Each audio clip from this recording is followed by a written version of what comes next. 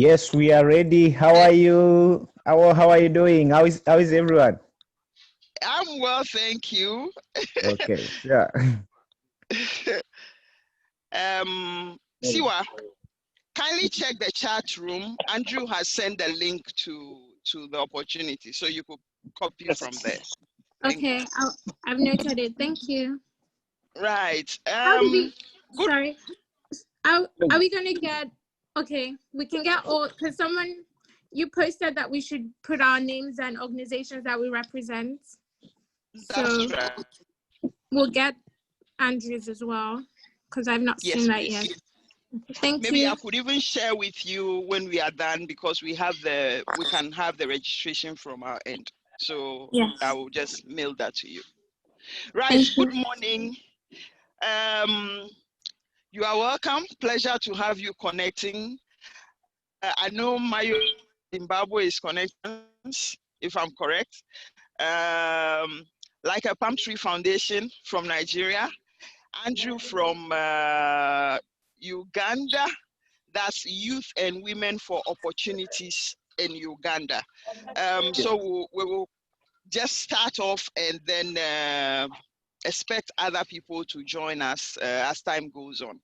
But then, just in brief, the essence of this is to get to know what each of us is doing in Africa and see how we can align our works, especially when the safety of children and young people online is becoming an issue of concern. It is not enough to work in silos. It is worth it if we know what each partner is doing. And then if need be, we reach out to the partner to support or assist in whatever is being done. For us, at Child Online Africa, we try to work with and through partners. So obviously, yes, some of you have worked with us before. We are still working together on what we call the After Leaders Program, and we'll keep working until the best environment is achieved or is available for the child in Africa. So to help us to also understand a couple of things, the artwork in the background speaks volume. We work in online, we focus on the safety of children in the digital space. But then this safety that we talk about transcends the digital space. And sometimes the issues are started or initiated from digital space, then it manifests online. And sometimes it does offline and then it's distributed online. So as much as possible, as people working in the space, it will be good for us to understand the intricacies of that whole process and see how we can make things happen for the child in Africa. So the digital space as we have it, the commonest abuse that children face is sexual exploitation or sexual abuse. And sometimes it's not because they want to be confronted with those, but by virtue of that they don't know what to do, what time. So it's important that what compels a child to do what he or she does online is taking a serious look at. For instance, the first thing on the digital space or on the internet highway is that children are deceived, they are groomed, they are coerced to share videos of themselves or photos of themselves. And there's a process or there's a name for it, which sometimes can be referred to as times can be referred to in different contexts. So I don't want to introduce those jargons, but then I just want to walk us through what happens. So yes, we know that children are deceived, they are groomed, they are coerced to produce videos and all of that about themselves. And sometimes to those that are a bit older, maybe I'll call them young people, have had the opportunity to think that they are in a relationship. So they open up and their vulnerability is exposed and the perpetrator takes advantage of them. Sometimes too is because they want to have social media likes. So the more the likes you have, the notion that you are good or you are beautiful. And some of them who don't get to have the likes tend to think that they are not beautiful or they don't accept themselves as who they are supposed to be, which is sad. Important that understand all of this and get to work with them. Now, each child has a story because the situations are not the same, but then the red flags are there for us to identify. For instance, in grooming young people, the perpetrator usually would ask for your number. If someone asks for your number, someone says you are beautiful, and someone says, oh, can we chat in private and all of that? Those are all red flags that you should know that the person connecting with you might be a perpetrator. So considering the fact that each child has a unique story, the common factor in all of that has been the perpetrator who is operating using the keyboard. So the situation kidnap does not happen offline anymore, but then it's more happening at the fingertips of people. So this is why each and every one of us will have to take responsibility to protect children. And especially those of us who are working with them, we have a lot more responsibility to understand how the abuse occurs online and align it to our work as we are working offline as well. These young people connect on these devices. These devices turn out to be recording devices. Some of them are used for so many things. But these are the mediums through which we connect, and the same medium is being used to inflict abuse on children. So how do we then ensure that we're doing the right thing and that we're getting people to do the right thing? So we as workers in the space will need to be paying attention to this. And it's not just the device alone, because if it comes to the devices, it's about training their character or having a behavior pattern that would help regulate it. But it doesn't stop at the only devices. Some programs that softwares that are used to edit some of the videos or photos. So we have always been saying that it's not advisable to post photos of children online. It's not like we want to restrict the freedom or your ability to share your work and all of that, but it's because some of those photos can be edited to depict a wrong notion, which will go a long way to affecting the children. And at this time, there are that are used to the files or the videos. And some of us make use of some of those file sharing platforms. So how conversant are we with the fact that that is also a means through which young people are being abused? So of course, if there's something which is shared on a platform or on a file sharing platform and that you have access to it, by extension, you are also perpetuating the risk or the crime against the child. That child might not be online anymore, but so long as you have shared a video with another person, you are re-victimizing that child, which is not good enough.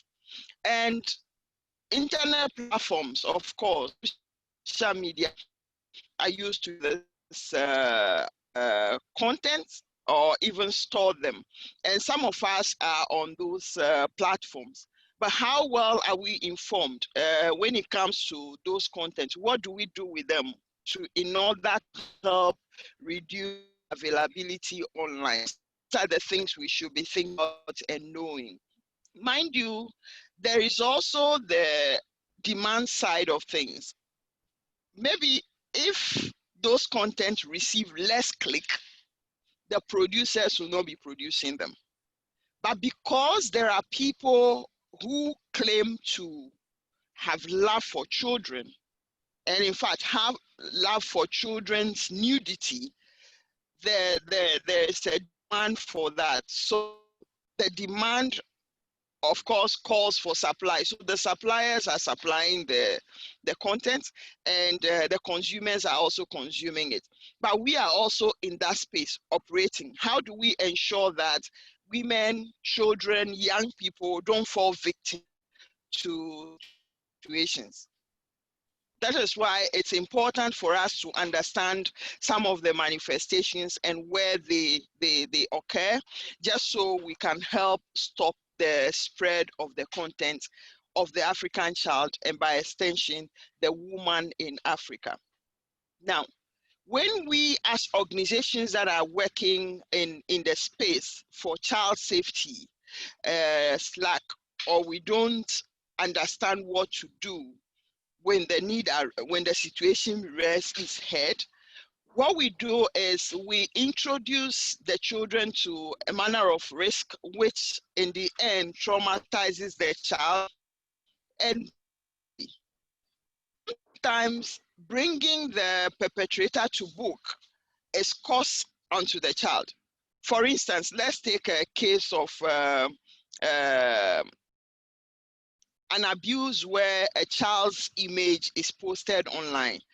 If you don't know where to report to, it will have to be the responsibility of the family to ensure that it's taken down. But then how much do they have to pay to have that taken down?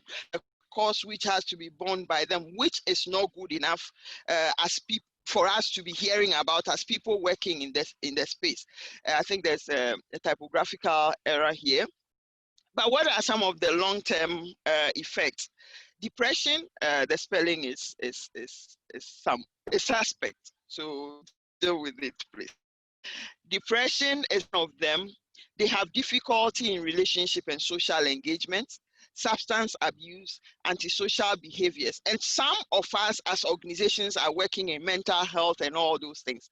So if we work in mental health and we know the underlying trigger of the situation in the digital space, is better, and we are best seated to adjust ourselves to it, to tackling the issue holistically. So which is why this is here. And most of these things that children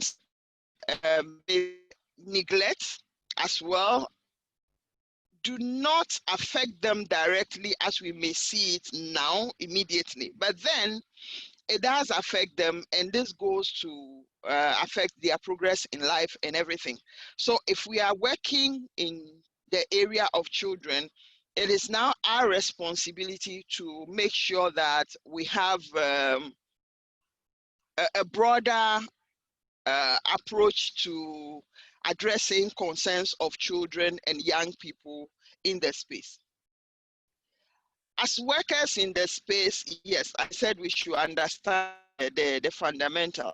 It is very fundamental for us to understand the risk and how it manifests. But then most importantly too, it's necessary we report some of these things. And how do we report them if we don't know where to report? Some countries have Internet Watch Foundation helplines in place. Some countries have hotlines in place. Some countries have counseling centers in place. How do we leverage on those existing infrastructure to ensure that we are doing the most we can for the child who is using the digital space? It's something we should be thinking about. And it's important we also build the resilience of children that they know what to do when the need arises. For instance, if a child feels threatened in the space, can the child call the service provider, maybe MTN Uganda or MTN Zimbabwe, in order to report? At the reporting end, is the call center attendant conversant with a child's behavior in order to analyze what is happening? Or can we be talking about leveraging on big data in order to make this conversation happen? So this is why I like the Child Online Protection initiative by International Telecommunications Union, which looks at every aspect of child and abuse online. So we're talking about legislative systems, we're talking about technical systems to address the issues, we're talking about awareness creation about the risk and what to do. We're also talking about policy. To what extent is our policy addressing the needs of children? For instance, from what we're going through now, the entry point for any form of abuse of a child is grooming. But how many of our countries have laws that address grooming? So those are things that we should be talking about and discussing. And how do we child protection in a physical space to the child protection issues online? That is also a conversation we should be having. And are we liaising, do we know who to liaise with at the country level in order to seek redress? Some of us know about regulators, but we don't know what their roles are. But then it's the responsibility of the regulators and policymakers to put in place some infrastructure of a sort for us to address or report cases. If we don't have those things happening, how then do we make a case for the child or for women or for young people such that they can have their needs and concerns addressed online? Those are things that we need to be thinking about. And definitely some countries are ahead of the others, so it's important we reach out for resources which are there. We don't need to reinvent the wheel, but then we can learn from other people and get ourselves going. So in a nutshell, this is what I have to say to that. And I know I've hinted like a Palm Tree Foundation, Nigeria, to share their thoughts on why we should be networking or why we should be collaborating in our work and all of that. And just to share an idea of what they do in Nigeria. So over to you. I don't know if Siwa is doing that or Chukwemeka is doing it. So thank you for your attention.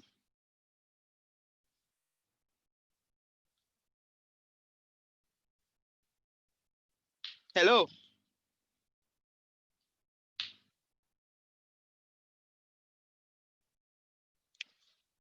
Hello.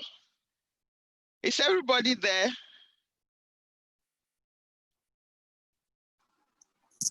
Yes, we are here. Oh, we're here.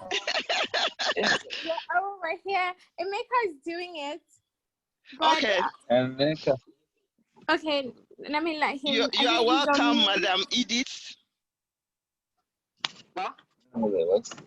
Thank you.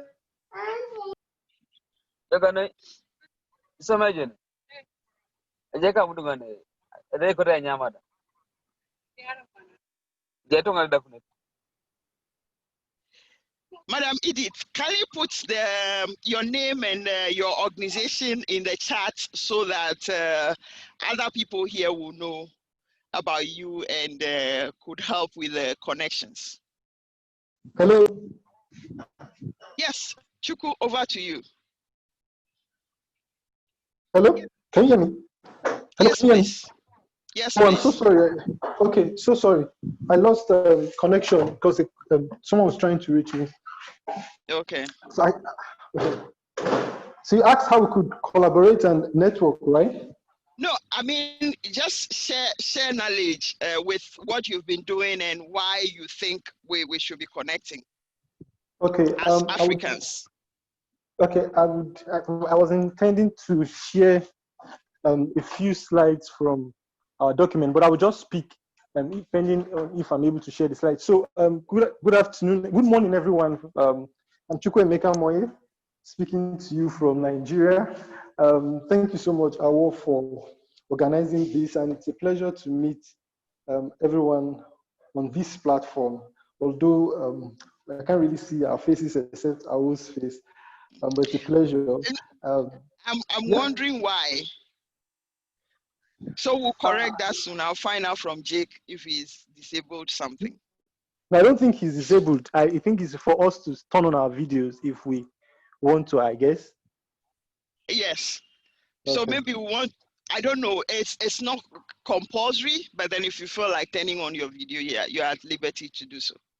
Yeah, I think it's about people's convenience, but I've just noticed that with Zoom, seeing people's faces makes the meeting a little more, not impersonal. It makes it a little more personal, actually. Okay, that's by the way, but it's a pleasure actually to meet everyone here. I'm seeing edits on the call, and my colleague Sua talks a lot about you and the work that you're doing in Zimbabwe.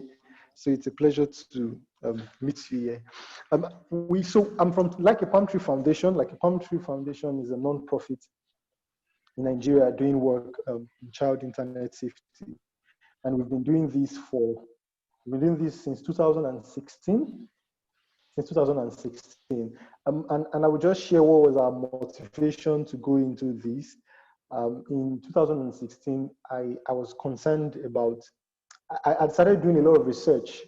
I will talk a lot about, although took things initially from the perspective of child sexual abuse materials online.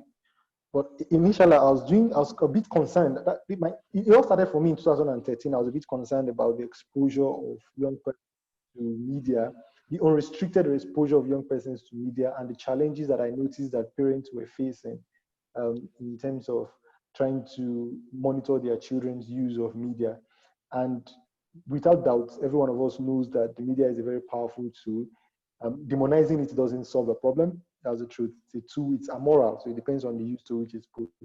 But I was always wondering, a lot of parents seemed a bit overwhelmed with trying to constrain or affect or direct the children's use of media. So I started doing a lot of research on it. And one of the things I noticed immediately was that while there was a lot of data and information on these issues in the West, there was no data and information on this issue in Nigeria. In fact, there was no information as to how much of exposure children had to these issues in Nigeria. It was quite bothersome.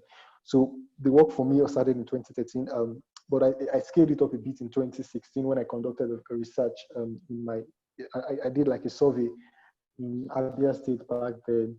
And then when I came to Lagos, I partnered with my colleague Sua, who is also on this call, and we did a survey of over 3,000 children at the time to understand their exposure. One of the things we noticed was the high rate of exposure to issues like pornography, online betting, gambling is a big issue here. And not just here, from the research that I've also conducted, is a big issue in Africa and globally, but unlike Western countries, it's where it's easy to determine children who are under 18 and block them out. It's harder in this part. So just about a lot of young persons engage in online betting. Another issue we noticed was the exposure. In fact, we're very concerned about the exposure of young girls, especially to online grooming. We had a lot of young girls who had a boyfriend online they had never met, and a few of them were talking about setting up meetings, physical meetings, with people they had never met physically. I just met them online. So it was a concern for us. And then we decided to register like a Palm Tree Foundation. We are lawyers, so for us, this was not something we wanted to do full time. It was just something we were passionate about initially, but we've dedicated a good amount of our time to this work since then. And and thankfully I met Awo in 2017 or 2018, because it was good to know that we're not just the only ones doing this, or we're not just the only ones concerned. It was a pleasure to meet Awo since then, and she has been of immense support immense support. I would tell her, I've told her in secret that there's no better person to do this work of bringing Africans together to have these conversations than herself, because she's really passionate about it. It's not just about wanting to run a non-profit. She's very passionate about it. And why I'm happy about this meeting is because of the peculiarity of the African continent and the need for some form of harmony in our approach towards addressing these issues. So it's not like the West does not face these challenges. But one of the things I like about their own approach is that they have mechanisms and systems to address these issues. I organized a program. The last program I think she organized with Novari, if I get pronunciation of the company well, yeah. and was the one with AU, the Australian EU e-safety commissioner, which was a brilliant initiative by the country. So that's how much some countries have taken these issues, right? They already have an e-safety commissioner, but we barely have this kind of representation in Africa. With all due respect, the last time ITU launched the guidelines for Africa, and I was glad when I saw the African minister speaking and thankfully we had the minister from Ghana speaking, the minister from Rwanda, we had the minister from Kenya speaking. My country was not represented, sadly, but I was glad about that. But the truth is, when you go back to find out, okay, beyond the talk, what really are they doing with respect to this issue, and you find out that there's no sufficient political will to address these issues. And like I always say, and which is why I also think that there's an advantage with what I was doing with Child Online Africa, and why I'm happy that the initial conversation that Mr. Mayu from Zimbabwe brought up. The truth is, one of the challenges we face in terms of keeping children safe online and dealing with issues of CSAM online is because there is, in terms of children's welfare, the welfare of the child in Africa, there's even no sufficient drive with dealing with general and basic and fundamental issues that children face in Africa. So that's why when we are speaking to many government officials, they can't really grasp the issue. So I'll give you a practical example. Nigeria has one of the highest rates of out-of-school children in Africa, right? As of the last time, they said over 10 million children are out of school, and it's been projected that that number will increase due to COVID and its effect on the educational system. It's been terrible. It's been terrible.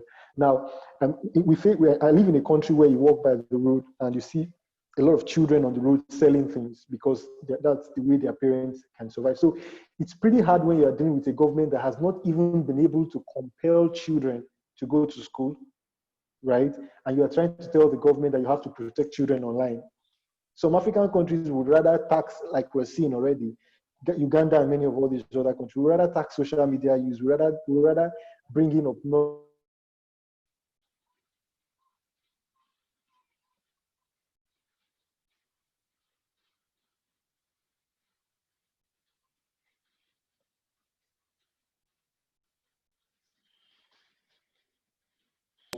I do not think this is something that is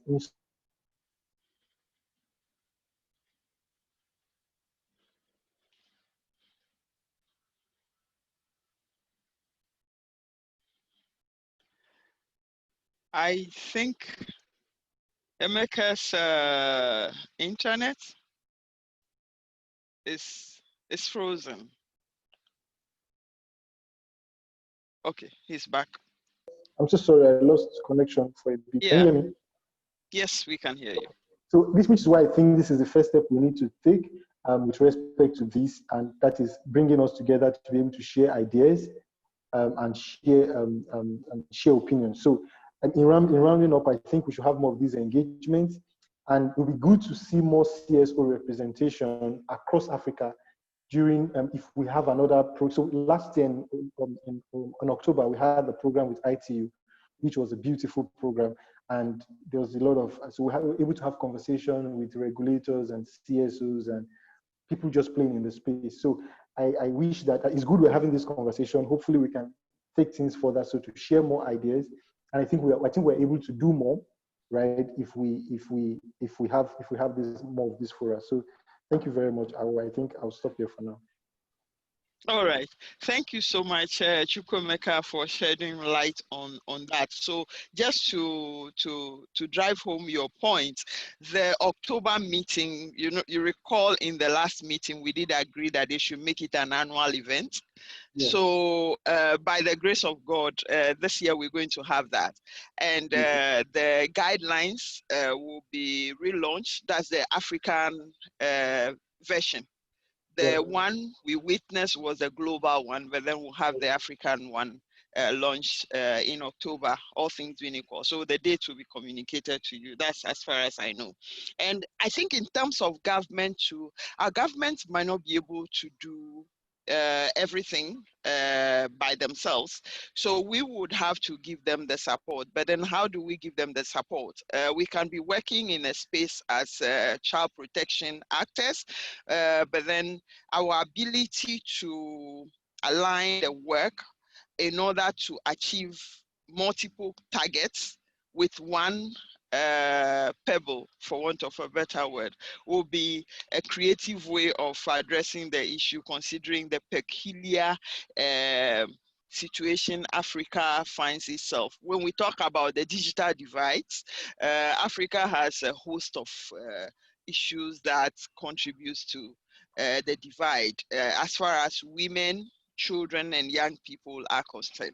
Yeah, so thank you for your thoughts. Madam Edith, are you ready to speak up? Hello, everyone. Yes. Sorry, hello. I'm kind of multitasking. I can't put my video on right now. That's allowed. Good to have you. Thank you for having me here. Yes, I am from Zimbabwe, and I've been working with schools and parents, educators, the parents, and children and other players in just ensuring that we raise awareness on the issues of online safety. We recently had the cybersecurity bill that was tabled in Parliament in Zimbabwe, and we've been contributing to that process as well. The issue that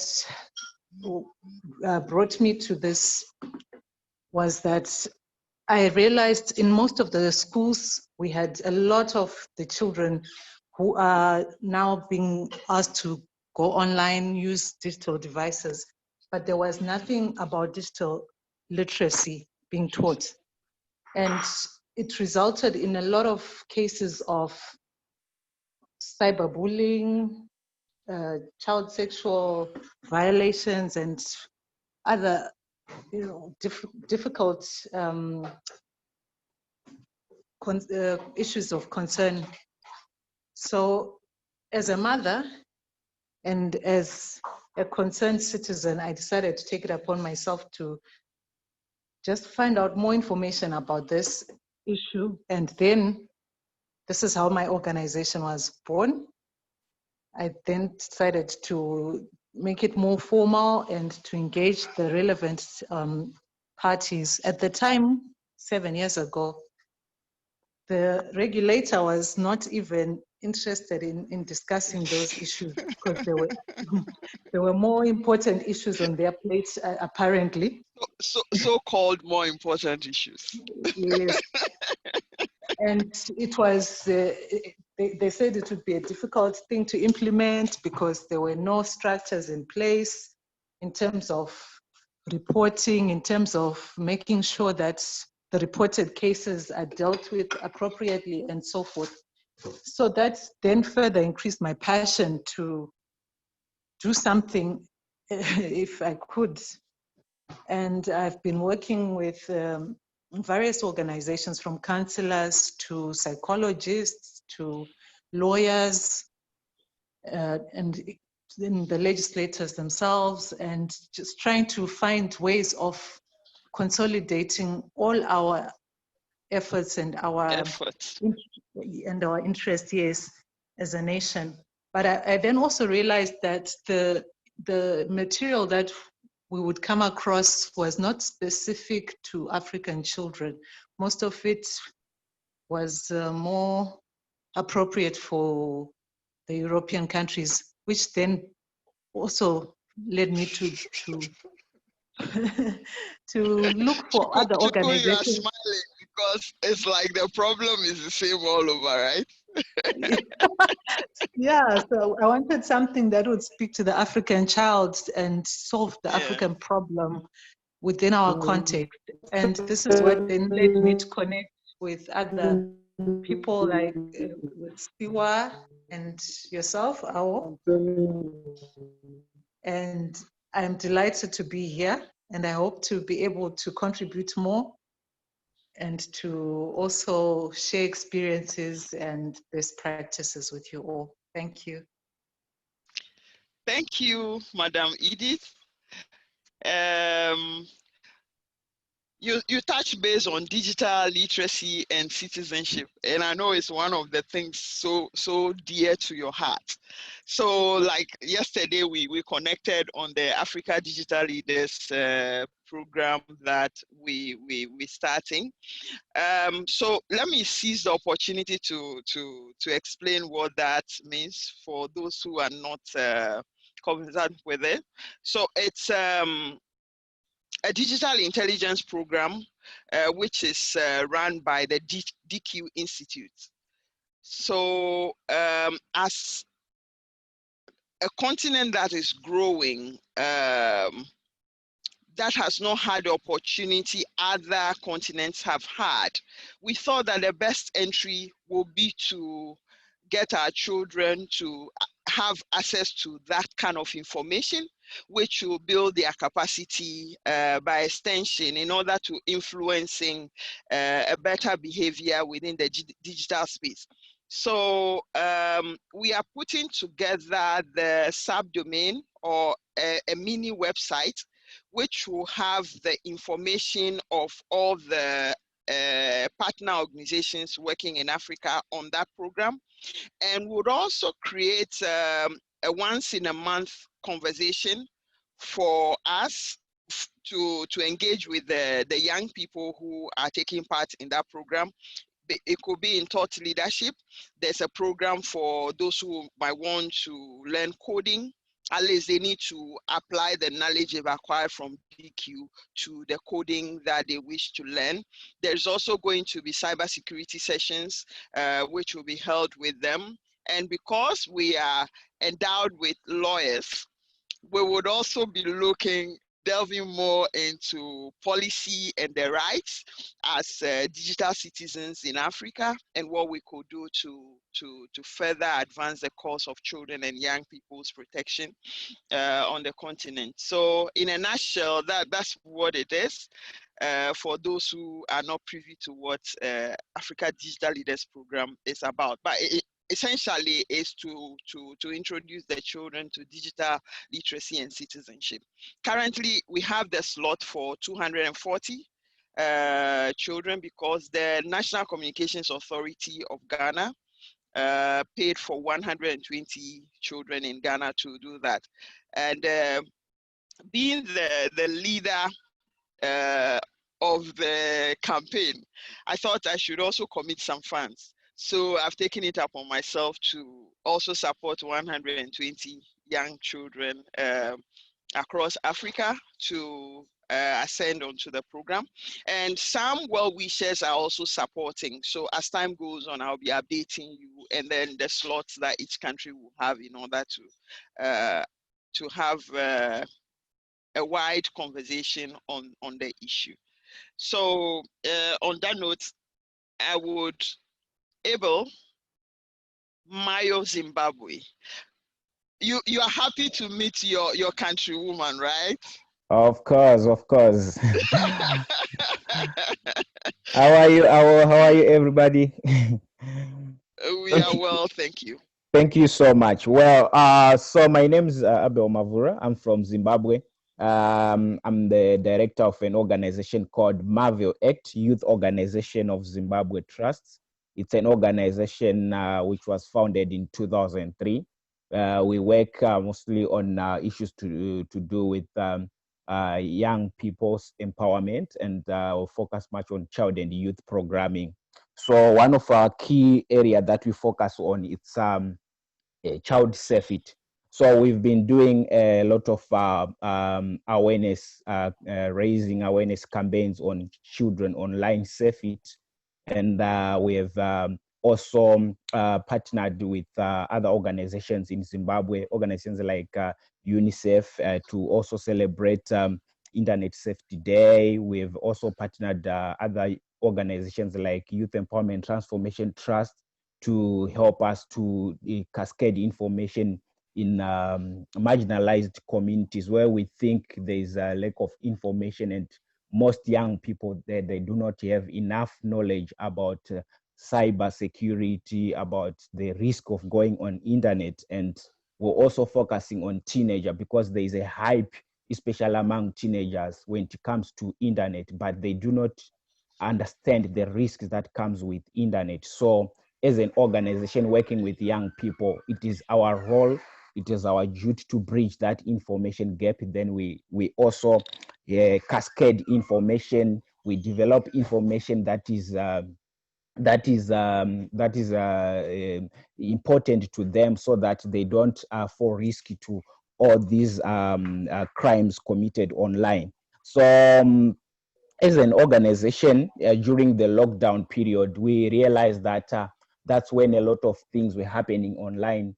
But we also discovered that most people, they do not have information on how they can access information online, how they can utilize platforms like Zoom, how they can utilize platforms like Skype without any risk. So we decided to come up with a training that we did online with our organization, and now we have ambassadors. We trained digital ambassadors from our organization who are working as volunteers.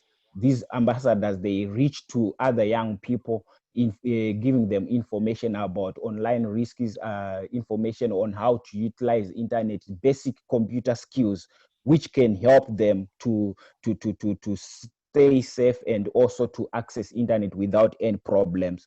But we are also working on the, we are also trying to partner the government, and also to be part and parcel of all the initiatives that the government is doing, so that we'll be able to influence even at policy level. Whatever policy formulation is taking place, as an organization, we have to be also part and parcel of those processes, so that we can be able to influence from an informed point, because we are an organization that is also reaching out to marginalized and remote areas, where we understand the plight of these people, these young people who have challenges on accessing internet, and sometimes we face this risk on internet.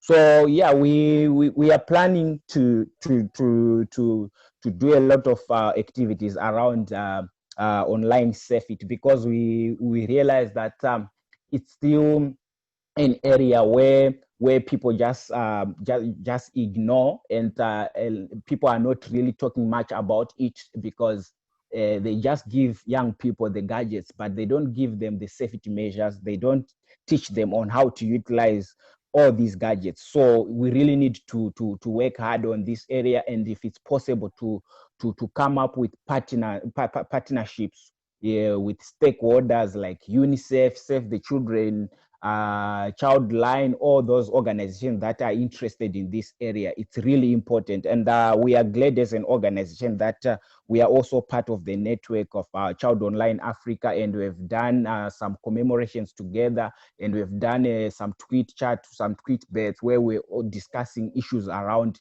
child online safety, which is a good thing. And we have seen a lot of organizations from Zimbabwe also joining us in this war, where we are working towards the safety of children. So it's something that is commendable, and thank you so much, Ao, for bringing us on board. And I'm happy to see my sister from Zimbabwe, who is also working in this area, and it would be a good thing also to maybe find ways of how to approach the government, so that our work can be visible, and we also reach out to those people who are in need. Thank you so much for this initiative, and I hope we are going to share a lot of information around this area. Thank you. Thank you, Abel. Yes, true. We're going to share information. You just brought my mind to the Twitter campaign. I forgot all about that. So this Twitter campaign is what has resulted in the AU expert committee now talking about safety of children in terms of data privacy and data protection and other digital literacy and other forms of concepts for the African child. So the hashtag we used then was online safety for Agenda 2040. And I remember Palm Tree Foundation was part of that. There was another group from Kenya, and in fact, it was interesting to have such actions. We couldn't meet in person, yes, but then we did it online, and it had the effect that we wanted. So thank you so much, Abel. Andrew.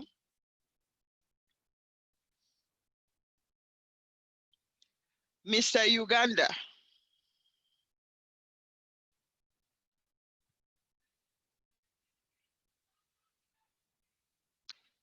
Andrew?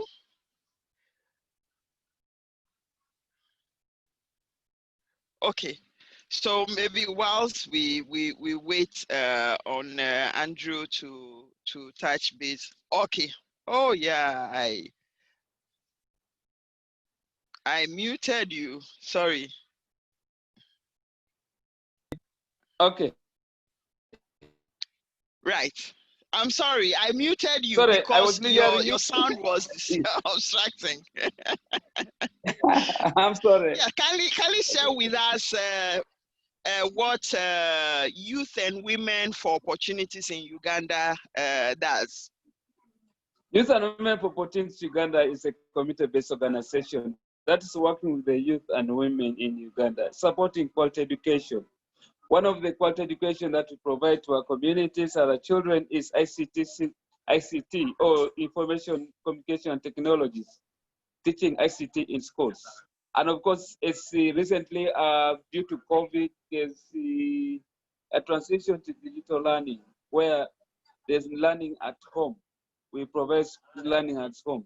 So some of the parents are able to get resources online, or they send their children to access some of the resources that are being sent from their schools in public cafes when they don't have internet. So in the process, these children are able to access resources, and even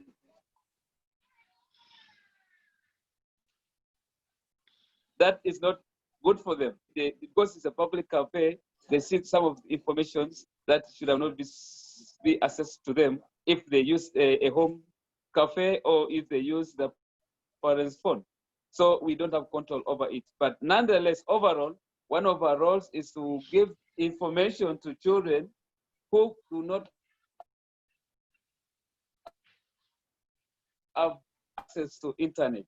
So they have never seen the internet in the past. Even the teachers have never used the internet in the past.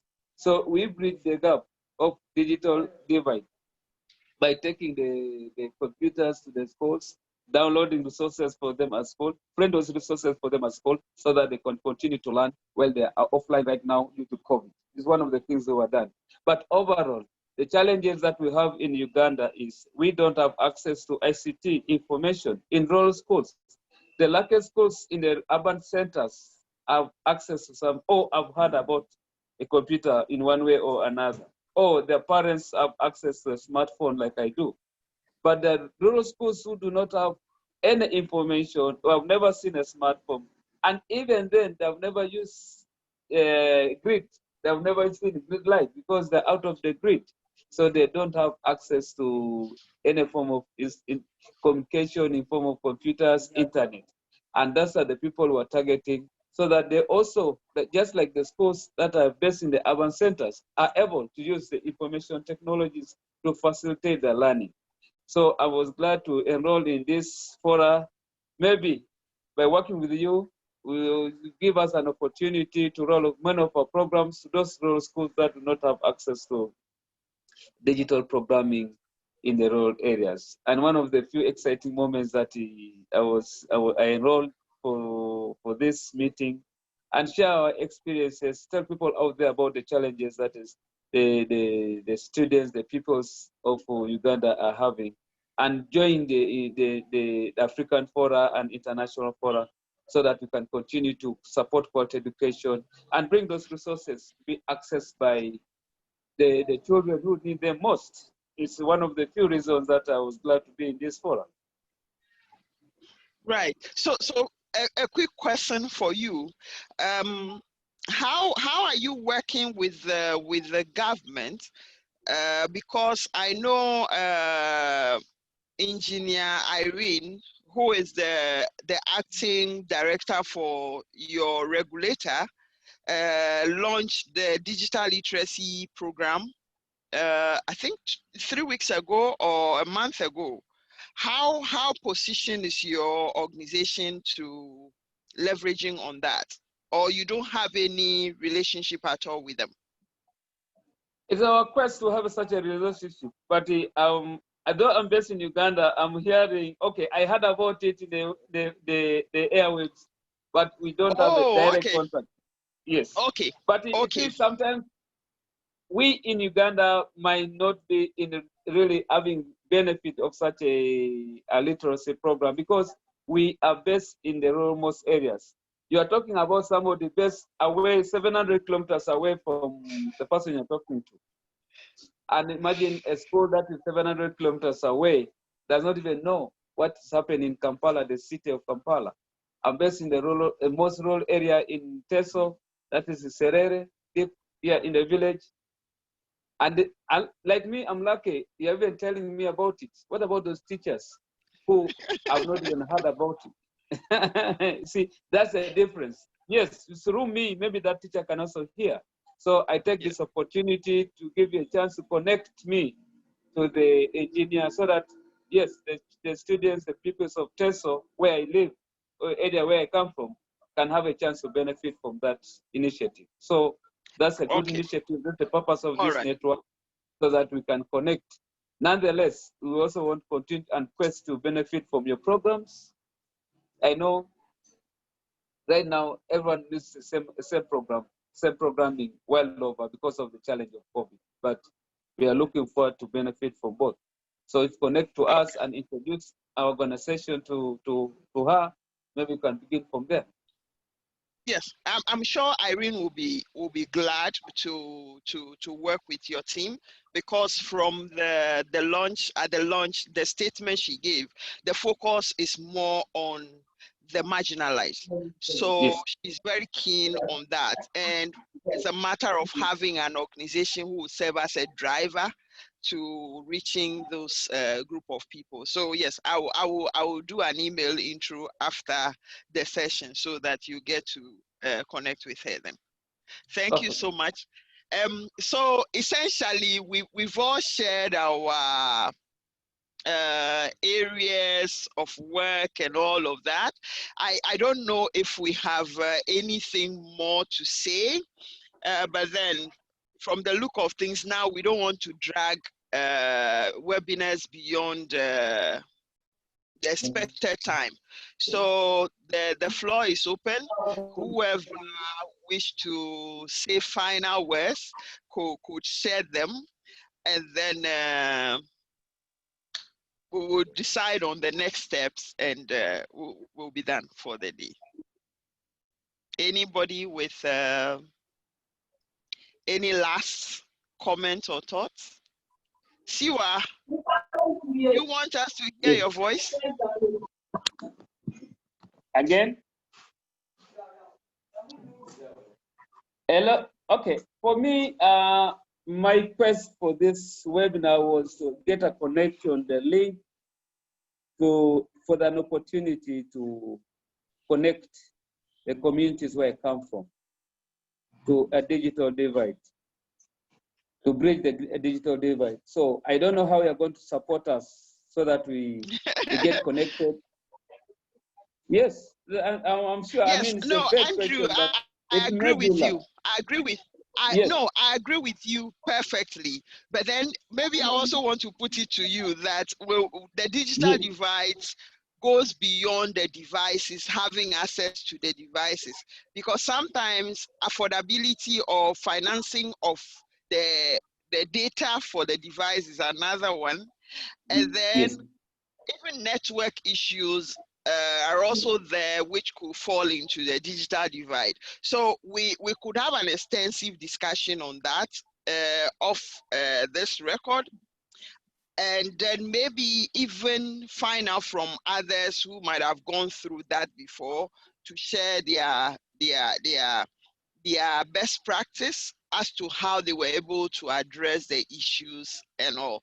So that is why I smiled. It's not because I didn't take it serious, but then I smile all the time. And especially when I realize the problem is happening elsewhere too, like the way we have it. So that's all there is to it. One of the issues that were suggest is having IC on wheels. IC on wheels to give an opportunity to the internet, To the move resources, the gadgets, the most remote area. Yes. Yeah. So we take full to make the people in the most rural areas. I mean, that's one of the innovations, because I go to the village and they don't have a. What can you use running your gadgets? So that's one of the things we're suggesting, and maybe one of the few things we can take it up. Yes, but this connection, okay. But then, this webinar. Go ahead. Go ahead. no, you finish what you're saying. Okay, I've done. so I would to task you to start about sustainability.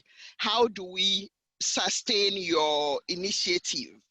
Should Irene get in touch with you? Because again, it will be boring or it will be burdensome to always want to seek for funding from one particular source in order to get the things going. So what would you put in place in the rural area to sustain probably the connectivity that will be established? Because again, you can have free data, but there's a limit to which you can utilize that one too. So maybe you should be thinking around those lines, so that when we make the contact with Engineer Irene, we would be on the same page, and then she will be convinced that it will be worth the effort to come over to your area. I know you may need an extensive sustainability plan, but quickly I can say one of the sustainability plans we have is having solar to power this to power these gadgets in the rural areas. In relation to the data, we will enroll the pupils and the students with their parents to contribute a data plan in form of a minimum contribution of about 500 or 100 shillings, so that they can contribute to a wireless routers that we envision to get, so that it continue to provide internet connectivity. So the involvement of the district administration, the involvement of the parents and the pupils to sustain the initiative will be geared towards a long-term sustainability.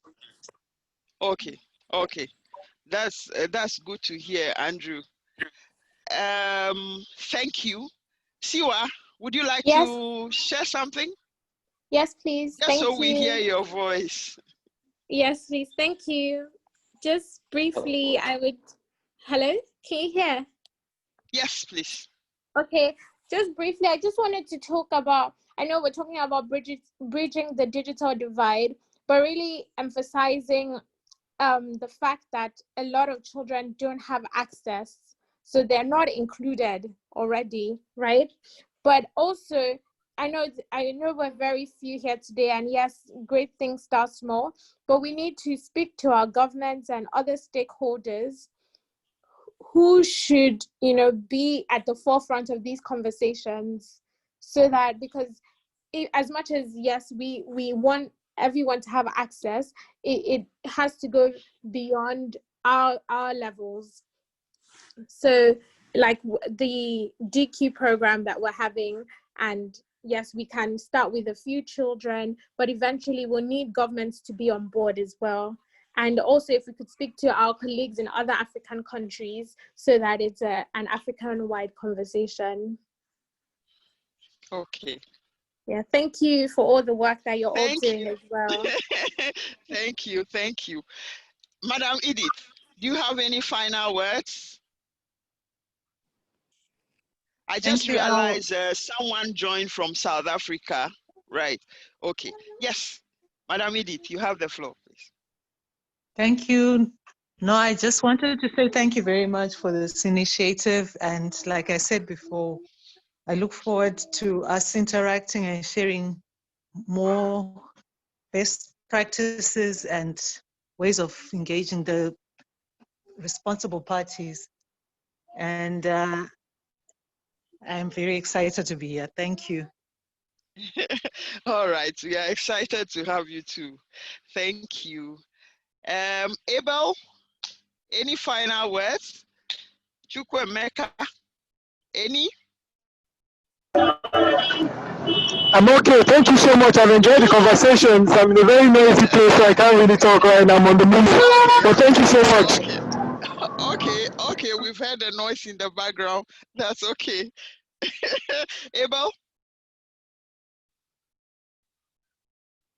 Okay. I don't know if I've muted you or you are not by the device. Okay.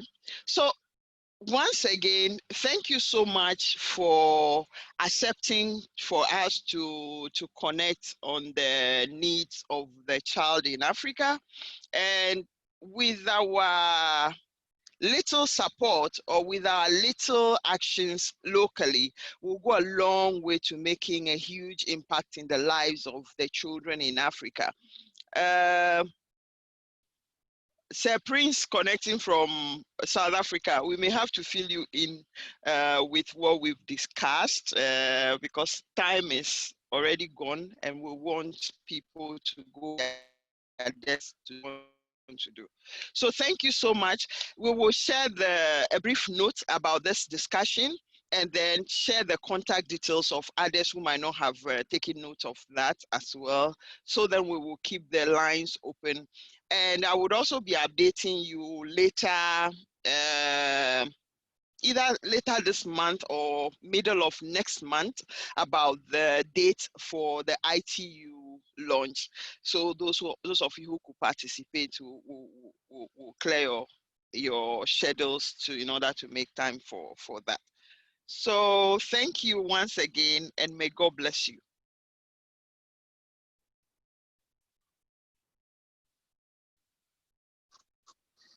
Thank you.